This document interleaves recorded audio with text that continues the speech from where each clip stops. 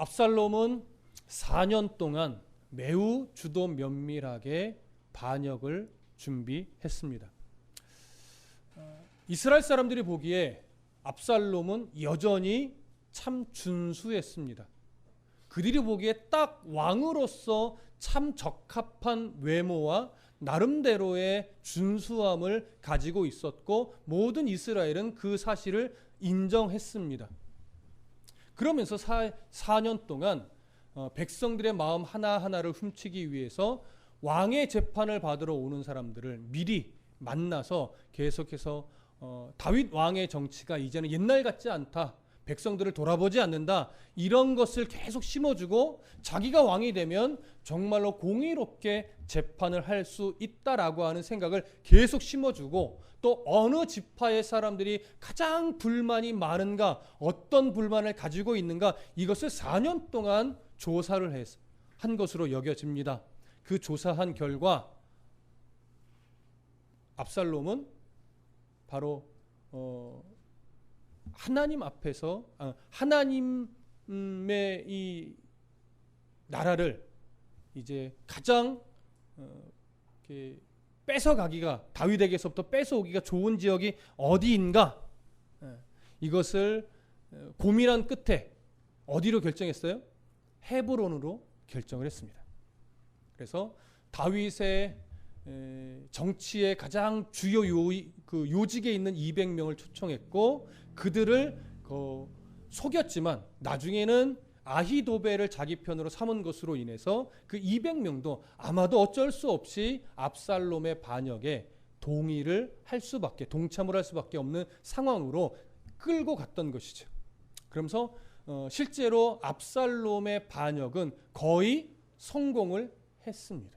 그리고 오늘 본문은 그러한 압살롬의 반역에 대해서 듣게 된 다윗이 어떠한 여정을 걷게 되는가, 이 부분에 대해서 오늘 성경이 보여집니다. 자, 함께 13절부터 16절을 좀 함께 읽겠습니다. 13절부터 16절 시작.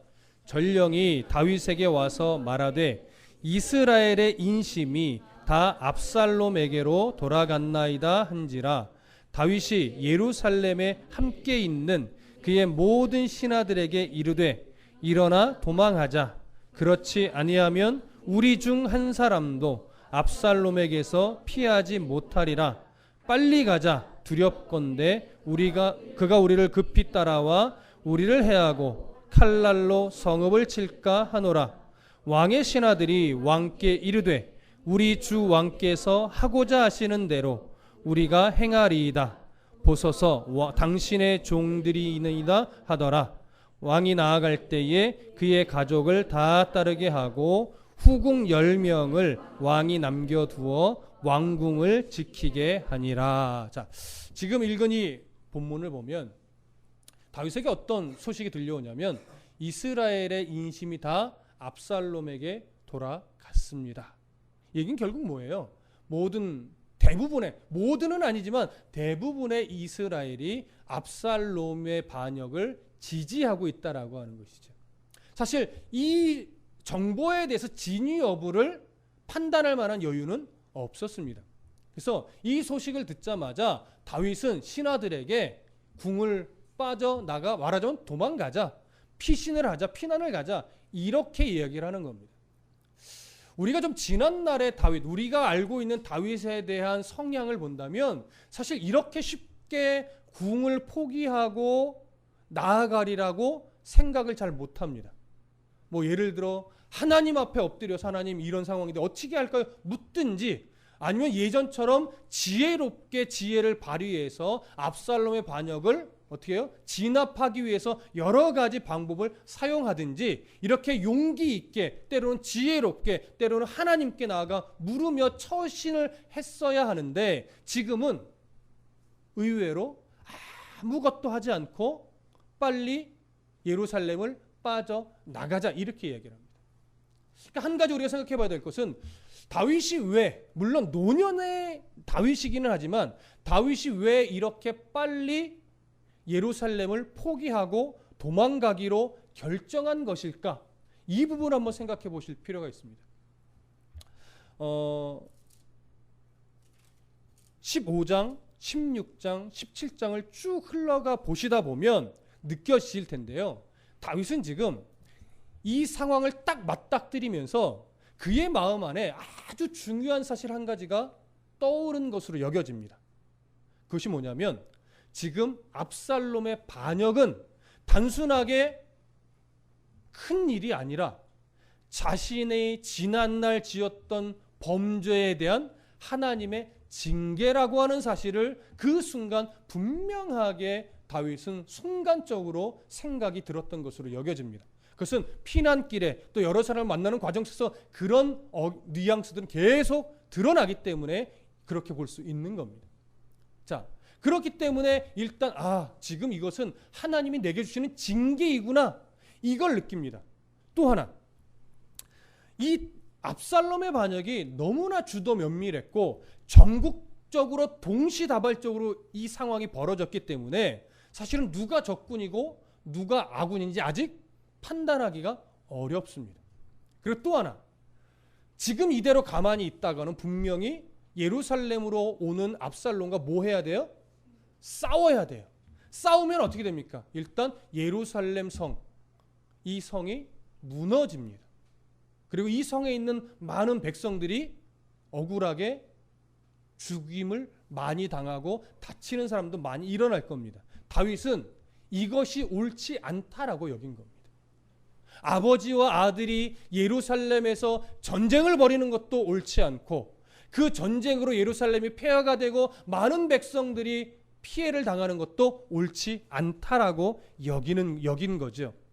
그래서 지금 이 상황을 내가 하나님께서 풀어주실 때까지 내가 이 상황을 그대로 인정하고 받아들여야 하는 것이구나. 이것이 아마 순간적으로 다 생각이 들었을 거예요. 순간적으로. 그래서 다윗은 무엇인가 다른 자기의 방법을 지금 쓰는 것보다 하나님이 주신 징계를 내가 달게 받고 하나님께서 때가 참에 나를 시키실 때까지 내가 기다려야 되겠구나, 이렇게 판단을 내리고 이 예루살렘 성을 빠져나가는 것으로 다윗은 결정한 것으로 여겨집니다. 그런데 16절에 보시면 또 하나 좀 의아한 구절이 나와요. 왕이 나아갈 때에 그의 가족을 다 따르게 하고 후궁 10명을 왕이 남겨두어 왕궁을 지키게 하니라. 가족들은 다 어떻게 했어요? 이 피난길에 동행을 시켰어요. 근데 누구는 남겨뒀어요? 후궁 10명은 남겨뒀어요. 이런 후궁 10명을 왜 남겨뒀을까요?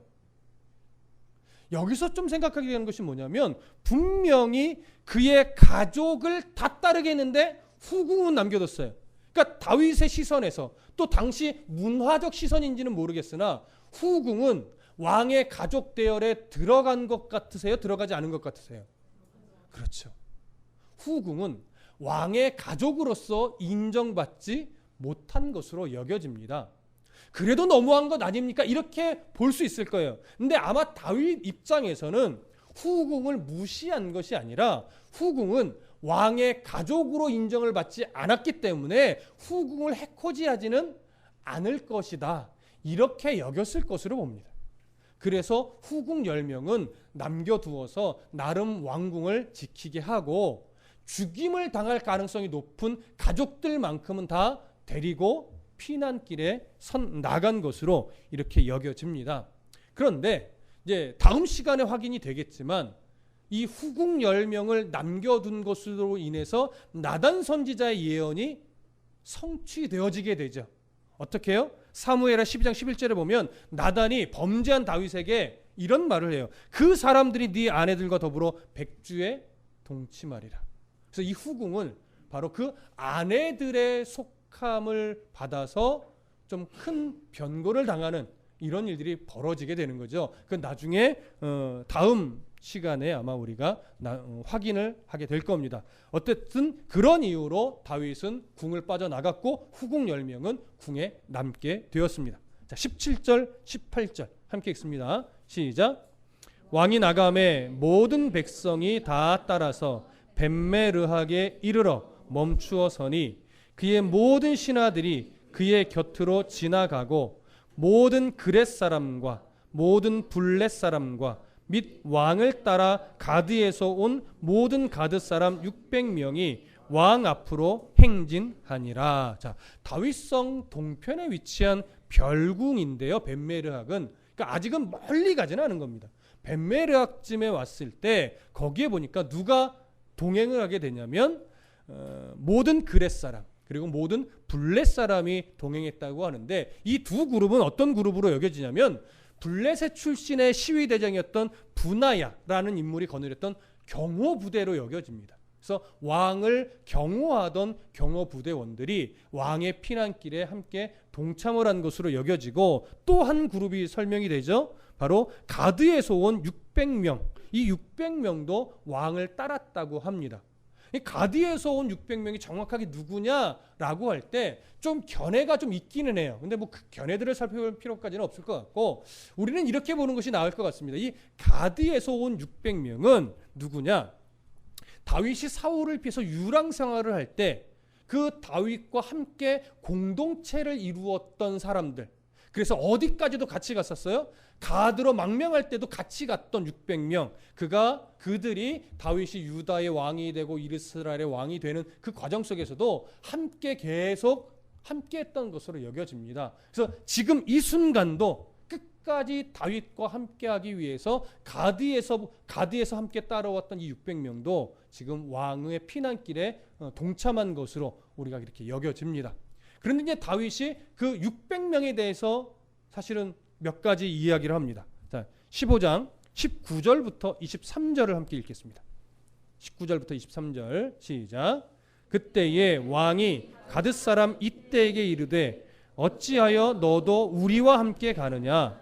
너는 쫓겨난 나그네이니 돌아가서 왕과 함께 네 곳에 있으라. 너는 어제 왔고 나는 정처 없이 가니 오늘 어찌 너를 우리와 함께 떠돌아다니게 하리요? 너도 돌아가고 네 동포들도 데려가라. 은혜와 진리가 너와 함께 있기를 원하노라 하니라. 이때가 왕께 대답하여 이르되 여호와의 살아계심과 내 주 왕의 살아계심으로 맹세하옵나니 진실로 내 주 왕께서 어느 곳에 계시든지 사나 죽으나 종도 그곳에 있겠나이다 하니 다윗이 이때에게 이르되 앞서 건너가라 하매 가드 사람 이때와 그의 수행자들과 그와 함께한 아이들이 다 건너가고 온 땅 사람이 큰 소리로 울며 모든 백성이 앞서 건너가매 왕도 기드론 시내를 건너가니 건너간 모든 백성이 광야길로 향하니라. 자, 다윗이 블렛 사람들과 또 여기 그렛 사람들 이들에게는 돌아가라는 얘기를 안 해요. 근데 가드 사람에게는 리더격에 있던 이때를 불러서 뭐라고 말하냐면 왜 나의 피난길에 네가 같이 가려고 하느냐? 너희들은 이미 오랜 세월 유랑자의 삶을 살았던 자들이다. 근데 또 내가 지금 유랑자처럼 떠돌아다닐 수밖에 없는 상황인데 이 대열에도 왜 함께 가려고 하느냐? 압살롬이 너희를 해코지하지 않을 테니 그냥 네 곳으로 돌아가서 압살롬을 왕으로서 섬기면서 그냥 좀 평안하게 살아라. 이렇게 이야기를 한 거예요. 그랬더니 이때가 뭐라고 말합니까? 왕의 말을 수용하지 않죠. 뭐라고 말하냐면 21절에 보면 이때가 왕께 대답하여 이르되 여호와의 살아계심과 내 주 왕의 살아계심으로 맹세하옵나니 진실로 내 주 왕께서 어느 곳에 계시든지 사나 죽으나 종도 그곳에 있겠나이다. 참 멋진 고백이죠. 어쩌면 예수님을 따르는 우리들도 예수님 앞에서 동일한 이런 믿음의 고백을 해야 될 겁니다. 사실 저는 이 15장을 쭉 보면서 가장 지혜로운 사람이 누구냐라고 하면 오늘 보면 사실 지혜로운 사람이 많이 나오거든요. 근데 가장 지혜로운 사람이 누구냐라고 물으면 저는 이때라고 말할 것 같아요. 하나님이 붙잡고 있는 사람이 누구인지를 알고 그 사람이 지금 징계의 걸음으로 유랑자의 삶을 떠나는 참 기구한 시간에 놓였지만 하나님 손에 붙잡혀 있는 바로 그 사람이 죽든지 살든지 나도 같이 가서 같이 죽든지 같이 살든지 하겠습니다라고 하는 이 고백은 정말 멋진 겁니다. 정말 지혜로운 거예요. 그러니까 오늘날도 어떤 사람이 가장 지혜로운 사람이냐? 환경의 어떠함을 보는 것이 아니라요, 하나님이 누구의 인생을, 또 나의 인생을 어떻게 끌고 가고 계시는가, 그 하나님의 섭리를 볼 줄 아는 것, 그리고 그 하나님의 섭리가 있는 곳에 내 마음을 두고 그곳에 함께 동행하려고 애쓸 수 있는 사람, 이 사람이 진짜 지혜로운 사람이에요. 근데 어떤 사람이 정말 지혜롭지 못한 사람이에요? 하나님의 마음이 어디 있느냐를 보지 못하고 어디로 가야 돈을 많이 벌겠는가, 어디로 가야 뭐 좋은 직장에 가겠는가, 어디로 가야 승진을 하겠는가, 어디로 가야 성공하겠는가, 이것이 나의 시선에 초점이 맞춰지는 사람은 사실은 세상 안에서는 좀 성공할 수는 있으나 하나님 앞에서는 참 어리석은 사람입니다. 사나 죽으나 무엇이 있는 곳을 따라가야 돼요? 하나님의 말씀이 있는 곳, 그곳을 따라가면 내가 나를 살리는 것이 아니라 누가 나를 살려요? 하나님이 나를 살려요. 물질이 나를 살리는 것이 아니라 하나님이 나를 살려요. 직장이 나를 살리는 것이 아니라 하나님이 나를 살린다고요. 이 진리를 빨리 깨달아야 하나님의 시선이 머무르는 그곳을 볼 줄 아는 지혜가 생기고, 그것이 힘겨운 자리든 뭐 힘겹지 않은 자리든 어떠한 자리든 상관없이 기꺼이 내가 그 자리를 따라갈 용기가 생기는 거예요. 그래서 우리가 늘 말씀을 가까이 해야 하는 이유가 거기에 있습니다. 말씀을 가까이 하는 자가 그것이 보이지, 말씀을 가까이 하지 않으면 그 지혜가 생겨날 수 없어요. 그래서 성경이 믿음은 무엇에서 나요? 들음에서. 말씀을 듣고 말씀을 읽고 말씀을 보는 그 자리에서 믿음이 생겨나고 믿음의 지혜가 생겨나는 거예요. 왜냐? 성령님이 도우시기 때문에. 그래서 저는 이때라고 하는 이 인물이 성경에서 이렇게 두각되는 인물은 아니지만 참 멋지다, 여러분, 이런 생각을 하게 돼요. 이때처럼 말씀이 있는 자리, 또 말씀과 동행하는 사람, 조금 제가 교만을 떨자면 말씀을 붙잡고 가는 목회자, 말씀이 살아있는 교회, 이런 곳에 내 마음과 내 시선을 두어서 그곳에서 그 사람과, 때로는 그 목회자와, 때로는 그 지체와 함께 동행할 때, 함께 믿음의 여정을 함께 갈 때 정말 하나님이 기뻐하는 거룩한 공동체를 이루어갈 수 있는 겁니다. 그런 의미로 보면 참 우리 다드림교회 공동체는 어떤 사람들만 모였어요? 지혜로운 사람들만 모인 거예요. 우리 그렇게 서로 위로하자고요. 우린 정말 서로 지혜로운 사람들이에요. 하나님 말씀이 있는 그곳에 말씀과 함께 하려고 애쓰는 그 사람들과 함께 공동체를 이루며 세상 속에서 힘을 서로 내고 또 주고 받고 있잖아요. 그렇죠? 자, 오늘 그렇게 이때라고 하는 인물은 다윗의 형편이 망가졌다 해서 그를 떠난 것이 아니라 하나님이 붙잡고 있는 다윗, 그가 어디를 가든지 그가 죽으나 사나 나도 함께 따라가겠노라고 하는 너무나 멋진 고백을 하면서 다윗의 여정에 가장 앞장서서 나아가는 그런 인물이 되었습니다. 자, 24절부터 29절 함께 읽겠습니다. 시작. 보라, 사독과 그와 함께한 모든 레위 사람도 하나님의 언약궤를 메어다가 하나님의 궤를 내려놓고 아비아달도 올라와서 모든 백성이 성에서 나오기를 기다리도다. 왕이 사독에게 이르되 보라, 하나님의 궤를 성읍으로 도로 메어가라. 만일 내가 여호와 앞에서 은혜를 입으면 도로 나를 인도하사 내게 그 궤와 그 계신 데를 보이시리라. 그러나 그가 이와 같이 말씀하시기를 내가 너를 기뻐하지 아니한다 하시면 종이 여기 있겠사오니 선히 여기시는 대로 내게 행하시옵소서 하리라.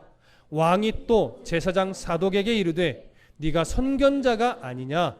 너는 너희의 두 아들 곧 네 아들 아히마와스와 아비아달의 아들 요나단을 데리고 평안히 성읍으로 돌아가라. 너희에게서 내게 알리는 소식이 올 때까지 내가 광야 나루터에서 기다리리라 하니라.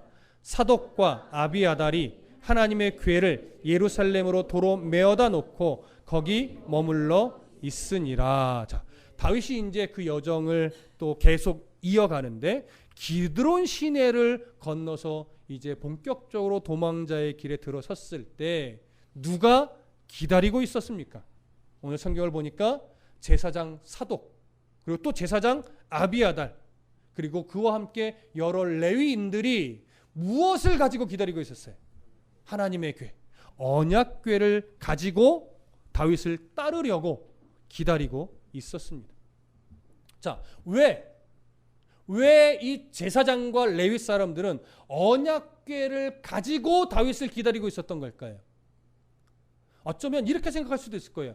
잘못하면 아비아달의 일으킨 내란으로 인해서, 반역으로 인해서 이 언약궤가 파손되면 어떻게 하지? 라고 하면서 안전하게 보호하려고 가지고 왔다라고도 혹시나 여길 수 있으나, 사실 내용들을 좀 흘러가다 보면, 문맥 안에서 보면 그 면보다는 그들은 지금 누구를 더 지지하는 거예요? 다윗을 더 지지하는 거예요. 그렇다면 다윗의 앞으로 언젠가 다윗이 다시 왕권을 차지할 텐데, 이렇게 생각하는 거죠. 언젠가 다윗이 다시 왕권을 차지할 텐데 다윗의 왕권의 그 정통성을 더 확증해 주기 위해서 언약궤를 누구와 동행시키려고 하는 거예요? 다윗과 동행시키려고 하는 거예요. 그리고 혹시나 그 도망자의 길을 가던 중에 압살롬이 군대를 이끌고 쫓아와서 자칫하면 뭘 해요? 전쟁을 하잖아요. 그럼 그 전쟁에서 뭐 해야 돼요? 승리해야죠. 승리하려면 뭐가 옆에 있어야 된다라고 여기는 거예요. 언약궤가 옆에 있어야 다윗이 승리할 수 있겠다라고 또 여기는 거예요. 그 마음은 알지만 사실 이것이 옳은 모습일까요? 아닐까요? 옳은 모습은 아니에요. 그래서 다윗이 이 제사장들에게 뭐라고 말하냐면, 그것을 가지고 나를 따르지 말고 다시 예루살렘으로 갔다가 놓으라라고 하는 거예요. 그러면서 무슨 말을 하냐면, 만일 내가 여호와 앞에서 은혜를 입으면 도로 나를 인도하사 내게 그 궤와 그 계신대를 보이시리라. 그러나 그가 이와 같이 말씀하시기를 내가 너를 기뻐하지 아니한다 하시면 종이 여기 있사오니 선이 여기시는 대로 내게 행하시옵소서 하리라. 무슨 말이에요? 내가 내 왕권을 지키려고 언약궤를 이용하지 않겠다라고 하는 거예요. 지금 내 여정은 어찌됐거나 하나님께서 내 여정을 이렇게 이끌어 가시는 중이니까, 하나님이 내 이 여정을 기쁘게 받으신다면 언젠가 하나님의 뜻이 됐을 때 다시 예루살렘으로 돌아와 그 언약궤 옆으로 인도하실 테니 굳이 언약궤를 지금 일부러 나와 동행시킬 필요가 없다 이거죠. 그러나 난 이것도 감수하겠다는 거예요. 혹여나 하나님이 내 여정을 끝까지 싫어하셔서 그냥 나 이대로 도망자의 삶으로 유랑하다가 죽게 하신다면 그것 또한 어떻게 하겠다는 거예요? 내가 감수하겠다라고 하는 것이죠. 밧세바 사건 이후에 사실 한동안 다윗의 이 신앙은 바닥을 쳤습니다. 사실 밧세바 사건 이후에 한 번도 하나님을 찾은 적이 없어요. 그 기록이 없어요. 진짜로 안 찾았는지 모르지만 성경상에서는요, 그 이후에 다윗이 하나님을 찾았다라고 하는 기록이 나오질 않습니다. 그만큼 하나님을 버린 것은 아니지만 그의 신앙은 점차 어떻게 해요? 바닥을 치고 있었는데, 이제 하나님이 이 방법을 딱 쓰자, 이 징계를 내리자, 그는 잊어버렸던, 많이 놓치고 있었던 하나님에 대해서 뭐예요? 다시 기억해내면서 그의 신앙이 다시 회복되고 있는 거예요. 살아나고 있는 거예요. 그래서 말씀드리잖아요. 지금 다윗은 노년이에요. 그렇게 골리앗을 물리치면서 하나님의 손에 그 오랜 시간 광야의 여정부터 왕이 됐을 때까지 다듬어졌던 다윗인데, 아직도 뭐가 남아있어요? 다듬어져야 될 내용이 아직도 남아있어요. 여러분, 이게 놀라운 게 아니라요, 이게 위로예요. 위로. 어떤 위로예요? 내가 신앙생활 수십 년 했는데 왜 나는 이 모양 이 꼴이야? 이럴 때 누구를 생각하면 돼요? 다윗을 생각하면 돼요. 다윗도 이 노년에도 이랬단 말이에요. 이랬단 말이에요. 하물며 우리같이 연약한 사람, 주님 날 부르실 때까지 여전히 다듬어지고 깨질 게 남아있는 것은 뭐한 거예요? 당연한 거예요. 그러나 이걸 핑계거리로 삼을 필요는 없습니다. 이것을 위로 삼아서 그래, 내가 오늘도 다듬어지는 게 맞지. 아직도 교만이 있고 아직도 연약함이 있고 아직도 죄성이 있는 게 당연하지. 그러니까 오늘도 다듬어지고 내일도 다듬어져야지. 하나님 죽을 때까지 날 잘 다듬어주시고 내가 그 다듬어지시는 손길에 잘 순종하고 자복해서 조금 더 성숙한 모습으로 주님 만날 수 있게 해주십시오. 이렇게 가면 되는 거예요. 그러니까 내가 지금 이 나이 먹도록 신앙 수준이 이래 하면서 나에게 뭔가 자괴감을 준다든가 스스로를 절망스럽게 생각한다든가 이렇게 생각할 필요는 없는 거예요. 그건 바보 같은 거예요. 다윗을 보시라고요. 그러니 언제나 우리는 다듬어지는 여정 속에서 점점 더 성숙해져가는 그런 성도일 뿐이지 우리가 완벽해진 성도가 되어야 하는 것 아니라는 것 좀 위로의 말씀으로 여러분 가슴에 좀 새기셨으면 좋겠고요. 청년들은 죽을 때까지 다듬어지는 거구나. 네. 청년의 시절에 거세게 다듬어지는 것 이거 별거 아니구나 이렇게 생각하고 오는 삶의 고난쯤 당당하게 믿음 안에서 맞설 수 있는 용기를 가지시기를 부탁드립니다.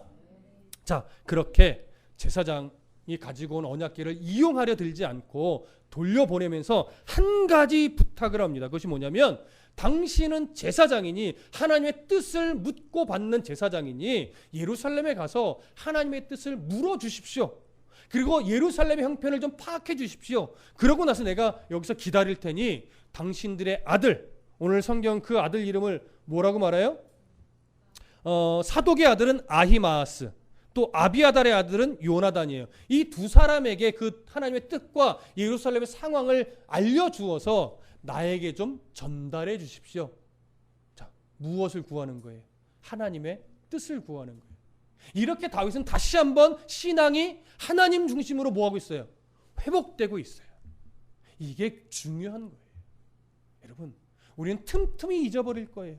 또 삶이 바쁘고 또 삶의 짐이 무거워서 순간순간 하나님을 놓치고 잊어버릴 때 있겠지만 하나님이 또 만져주시고 기억하게 하시고 내 신앙의 양심을 찌르실 때 다시 내가 놓쳤던 하나님에 대한 시선을 붙잡아야 되겠구나 이걸 깨닫고 다윗처럼 하나님의 뜻을 물으면 거기서 다시 삶은 성도의 삶은 하나님이 인정하는 삶으로 또 세워지는 거예요. 그러니까 순간순간 넘어지는 것 쓰러지는 것, 또 죄의 습관을 따라가는 것 걱정하지 마십시오. 이것을 교훈 삼아서 끊임없이 나를 쳐서 하나님의 말씀 앞에 복종시키는 씨름을 하기만 하시면 되는 거예요. 그러니까 우리는 이런 말씀을 대할 때마다 안타까운 건 뭐예요? 하나님이 치심을, 하나님이 주신 경각심을 못 느낄 때가 무서운 것이지 지금 내가 말씀에 찔림을 받고 있다면 그건 누구보다도 복된 사람인 거예요. 다윗이 복된 이유는 이거예요. 하나님이 찌르실 때 뭐 할 줄 아는 거예요? 아야 할 줄 아는 거예요. 그게 가장 복된 거예요. 내 영이 살아있구나. 하나님이 찌르실 때 이거 하나님이 찌르시는 거구나. 이걸 아는 것. 이게 얼마나 복된 건지. 그래서 다윗은 다시금 복된 자리에 들어갑니다. 그래서 하나님의 뜻을 물었고 그것을 알려줄 때까지 내가 광야 나루토에서 기다리겠다라고 하는 말을 하고 제사장들과 레위 사람들을 언약궤와 함께 예루살렘으로 돌려 보냈습니다. 자, 30절, 31절 함께 읽습니다. 시작. 다윗이 감람산길로 올라갈 때에 그의 머리를 그가 가리고 맨발로 울며 가고 그와 함께 가는 모든 백성들도 각각 자기의 머리를 가리고 울며 올라가니라. 어떤 사람이 다윗에게 알리되 압살롬과 함께 모반한 자들 가운데 아히도벨이 있나이다 하니 다윗이 이르되 여호와여 원하옵건대 아히도벨의 모략을 어리석게 하옵소서 하니라. 다윗이 하나님 앞에 자복하는 심정으로 울며 통회하며 걸어갔습니다. 단순하게 상황이 너무 억울해서 우는 것은 아니었을 것으로 여겨집니다. 하나님 앞에서 통회하는 심정으로 또 다윗을 따르는 자들도 통회하는 심정으로 울며 갑니다. 그렇게 갈 때에 어떤 소식, 미처 예상하지 못했던 소식 하나가 들려오는데 그게 뭐냐면 압살롬의 반역의 중심 인물 중에 누가 있다라고 하는 거예요? 아히도벨이 있다는 거예요. 다윗은 정말 큰 충격을 받은 것 같아요. 그래서 그 순간 이 앞전에는요, 또 이 이후에는요, 어떤 사건들이나 어떤 자기에게 불편한 상황이 알려질 때 그걸 갖고 마음에 막 애통해하거나 절망해하거나 뭐 화를 내거나 이렇게 반응하지 않았어요. 다 하나님의 뜻 안에 있는 거다, 달게 받자, 이런 느낌으로 계속 반응을 하는데, 여기에 아히도벨에 대해서만큼은 다른 반응을 해요. 어떻게 반응했냐면 31절 다시 보세요. 어떤 사람이 다윗에게 알리되 압살롬과 함께 모반한 자들 가운데 아히도벨이 있나이다 하니 다윗이 이르되 여호와여 원하옵건대 아히도벨의 모략을 어리석게 하옵소서. 하나님께 기도하죠. 드디어 하나님께 기도하는 모습이 나와요. 그런데 그 기도의 내용이 좀 안타깝긴 해요. 하나님, 아히도벨의 모략을 어리석게 하옵소서. 이 말은 뭐예요? 아히도벨이 압살롬의 반역을 두어서 엄청나게 지혜를 발휘할 텐데 그 지혜가 성공하지 못하게 해주십시오, 이렇게 하는 거예요. 긍정적으로 보면 자기가 가장 신임하던 지혜자, 모략가, 모사, 이것이 아히도벨이었는데 바세바의 할아버지죠. 그래서 바세바 사건 때부터 그가 다윗에 대해서 실망하면서 어떤 복수의 칼을 갈았던 것으로 여겨져요. 그래서 지금 결국 복수의 이제 칼날을 갈고 시작을 한 건데 그가 얼마나 지혜로운 자인지 알아요. 그래서 하나님 앞에 뭐라고 간 거예요? 아히도벨이 지혜를 발휘할 때 그 지혜가 성공하지 못하고 어리석은 지혜가 되게 해주십시오, 이렇게 하나님께 구한 거예요. 이것은 아히도벨이 얼마나 지혜로운 자인지 다윗이 너무나 잘 알기 때문에 그래요. 그런데 보세요. 다음 시간에도 확인될 텐데 사무엘하 16장 23절에 가보십시오. 사무엘하 16장 23절.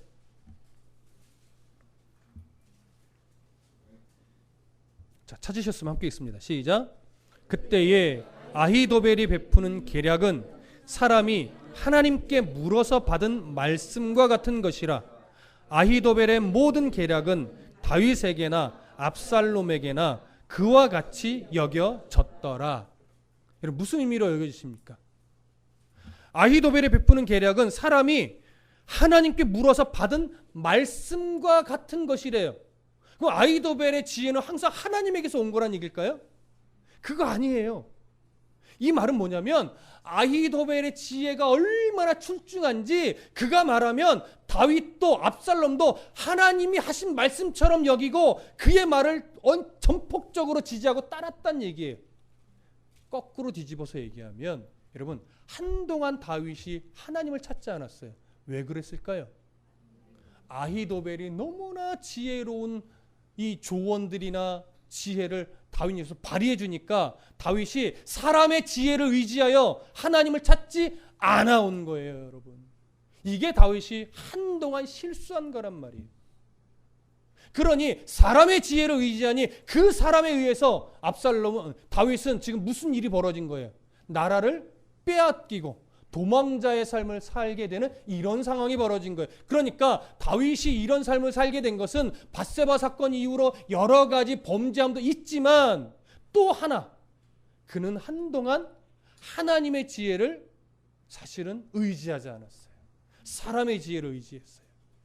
그렇게 의지하던 자가 이제 자신을 배반하고 압살롬의 편에 서서 그 지혜를 이제 압살롬에게만 준다고요.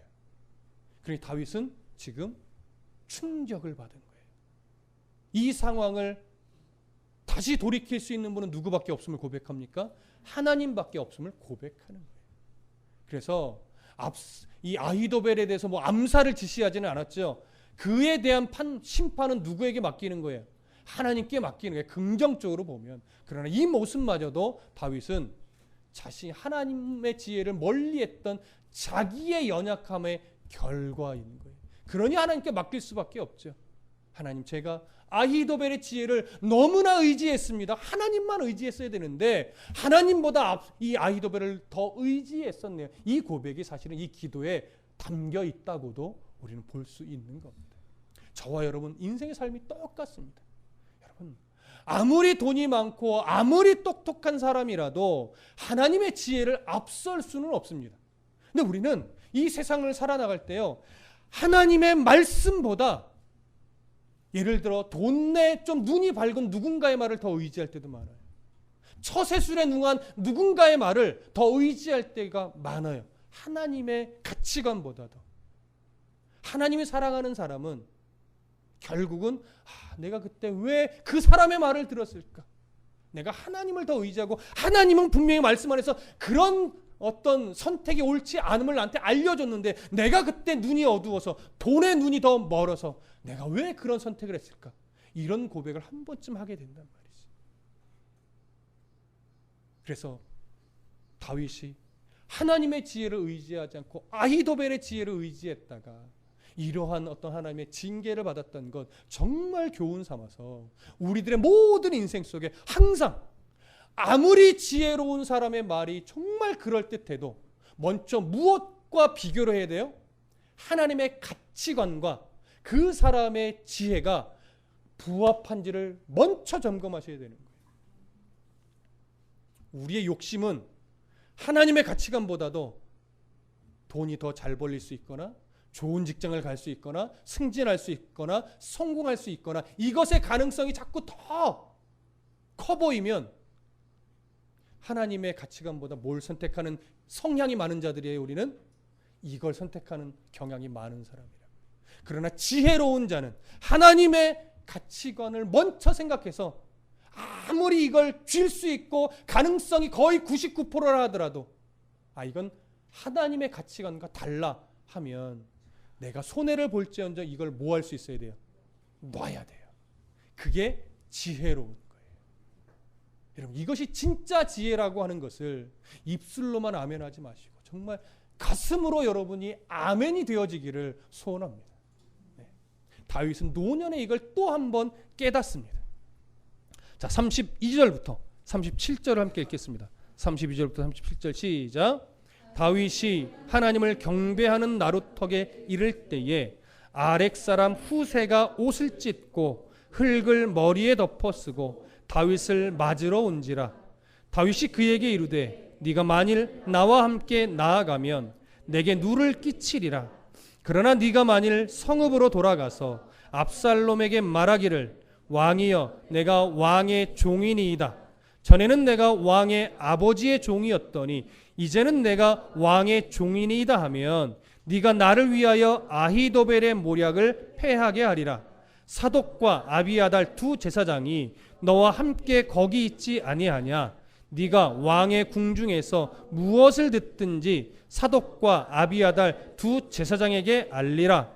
그들의 두 아들 곧 사독의 아히마아스와 아비아달의 요나단이 그들과 함께 거기 있나니 너희가 듣는 모든 것을 그들 편에 내게 소식을 알릴지니라 하는지라. 다윗의 친구 후세가 곧 성읍으로 들어가고 압살롬도 예루살렘으로 들어갔더라. 자, 다윗이 그렇게 아히도벨로 인해서 마음에 큰 충격을 받고 하나님의 도움을 구한 다음에 누구를 만나게 되냐면 가슴을 치며 자기를 따라온 후세라고 하는 인물을 만나게 됩니다. 나중에 나오지만 후세라고 하는 인물은요, 다윗과 엄청 친밀한 친구예요. 그런데 놀랍게도 후세라고 하는 인물은요, 아히도벨의 버금가는 지혜자였어요. 그래서 이 후세가 압살롬의 편에 서지 않고 이 상황 안에서 다윗의 편에 서서 그를 따르기 위해 다윗을 기다렸던 거예요. 그런데 다윗은 후세를 한동안 생각하지 못했던 것이죠. 그런데 하나님의 섭리 가운데 후세가 다윗을 찾아옵니다.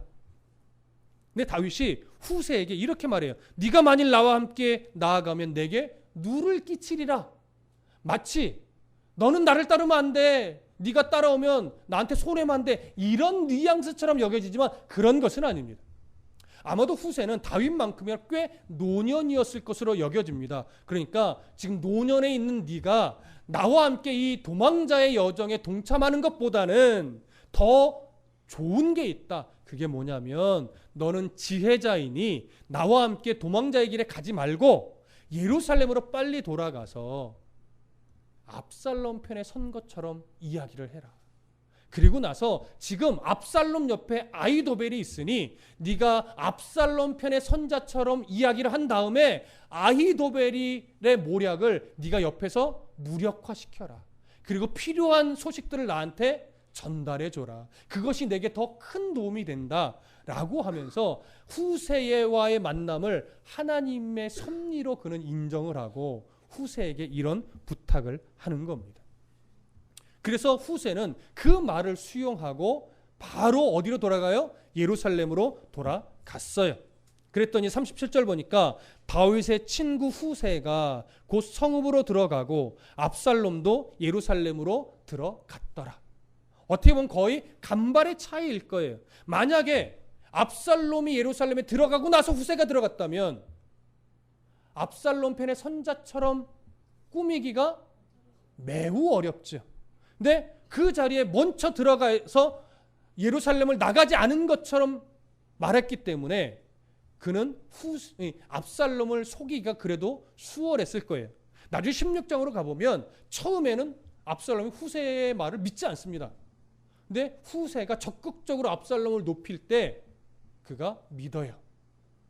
그 원인 중에 하나가 바로 먼저 예루살렘에 들어와 있었기 때문입니다. 나갔다 들어온 것을 모르니까.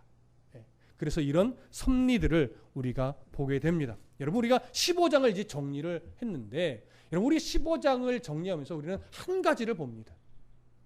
압살롬은 정말 4년간의 주도 면밀한 반역의 계획을 드디어 시행하고 드디어 뭐 했어요? 성공했고 자기 옆에 이스라엘에서 가장 지혜롭다라고 하는 아히도벨까지 옆에 두었고 드디어 예루살렘 성에 입성하여 왕이 된 거나 마찬가지 상황이 됐어요. 정말 성공했죠. 그러나 다윗은 모든 것을 다 잃어버리고 도망자의 길을 나서게 돼서 예루살렘을 떠났습니다. 이 상황 속에서 우리는 누가 지혜자로 보이십니까? 당연히 세상은 압살롬을 지혜자로 볼 겁니다. 그럼 믿음의 눈으로 보면 누가 지혜자예요? 다윗이 지혜자이고 다윗을 따르는 자들이 지혜자였고 이 후세 같은 사람들 또 아까 보았던 이때 같은 인물들 이런 인물들이 하나님이 계신 곳이 어딘지를 알고 그 말씀이 있는 곳을 따라갔던 그 사람들이 정말 지혜자라고 하는 것을 믿음의 눈으로 보니까 이제 보인다라고 하는 사실입니다. 그래서 우리는 나는 정말 지혜자인가? 를 늘 점검하시면서 이 지혜자로서 늘 하나님 가까이 말씀이 있는 곳 가까이 말씀과 함께하는 사람과 가까이 말씀과 함께하는 목회자와 가까이 말씀이 살아있는 교회에 늘 가까이 이렇게 하면서 정말 세상 속에서 살아갈 때에도 거짓 지혜를 따라가는 자가 아니라 정말 진정한 지혜자의 발걸음을 걸어내는 그런 성도가 되기를 오늘 결심하시기를 간절히 축복합니다. 또한 그러한 지혜를 가지고 이 세상을 살아가는 우리 중고등학생들 또 청년들 되시기를 간절히 축복합니다.